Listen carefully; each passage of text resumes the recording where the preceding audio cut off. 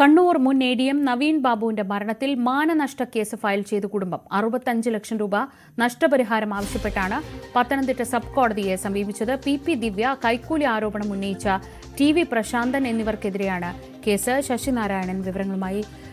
ശശി, ഈ കേസിൽ പലതരത്തിലുള്ള നിയമ നടപടിയുമായി കുടുംബം മുന്നോട്ട് പോയിരുന്നു. ഇപ്പോൾ ഈ മരണത്തിനൊക്കെ ശേഷം, മരണം കഴിഞ്ഞ് 1 വർഷത്തിന് ശേഷമാണ് ഇപ്പോൾ നവീൻ ബാബുവിനെതിരെ ഇത്തരത്തിലുള്ള ആരോപണം ഉന്നയിച്ചവർക്കെതിരെ ഒരു മാനനഷ്ട കേസുമായി കുടുംബം പോകുന്നത്. എന്തൊക്കെയാണ് വിശദാംശങ്ങൾ?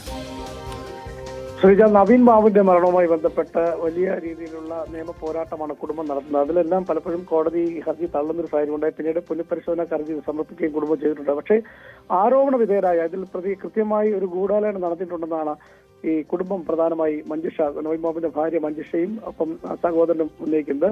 ആ ആരോപണ വിധേയരായ PP ദിവ്യക്കെതിരെയും അതുപോലെ TV പ്രശാന്തന്റെ ഈ പെട്രോൾ പമ്പ് തുടങ്ങാൻ വേണ്ടി കൈക്കൂലി നൽകിയെന്നുള്ള പ്രശാന്തിനെതിരെയുള്ള അന്വേഷണങ്ങൾ ഒന്നും ഉണ്ടായിട്ടില്ല. അതിൽ വേണ്ട രീതിയിൽ കാര്യമായ രീതിയിൽ അന്വേഷണ സംഘം അവരെ അന്വേഷണം നടത്തിയിട്ടില്ല എന്നുള്ളൊരു പരാതി ഈ കുടുംബത്തിനുണ്ട്. അത് ഉന്നയിച്ചുകൊണ്ടാണ് ഇവരിപ്പോൾ മാനനഷ്ട കേസ് ഫയൽ ചെയ്തിട്ടുള്ളത്. അത് പ്രധാനമായും നവീൻ ബാബു അത്തരത്തിൽ അഴിമതി നടത്തിയിട്ടില്ല. അഴിമതിക്കാരനെ വരുത്തി തീർക്കാൻ ഈ രണ്ടുപേരും, അതായത് PP ദിവ്യയും പ്രശാന്തിനും ശ്രമിച്ചു. ഗൂഢാലോചന നടത്തിയാണ് നവീൻ ബാബുവിനെ അഴിമതിക്കാരനാക്കാൻ ശ്രമിച്ചത്. പക്ഷേ അത്തരത്തിലുള്ള കണ്ടെത്തലുകളൊന്നും തന്നെ ഉണ്ടായിട്ടില്ല.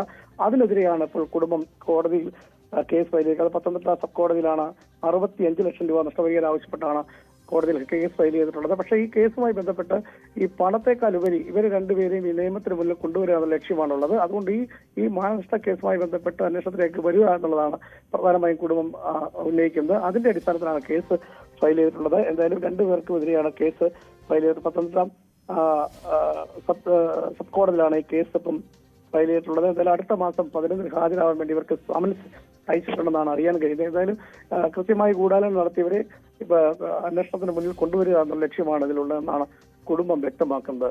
ദിവ്യ. ശശിനാരായണൻ.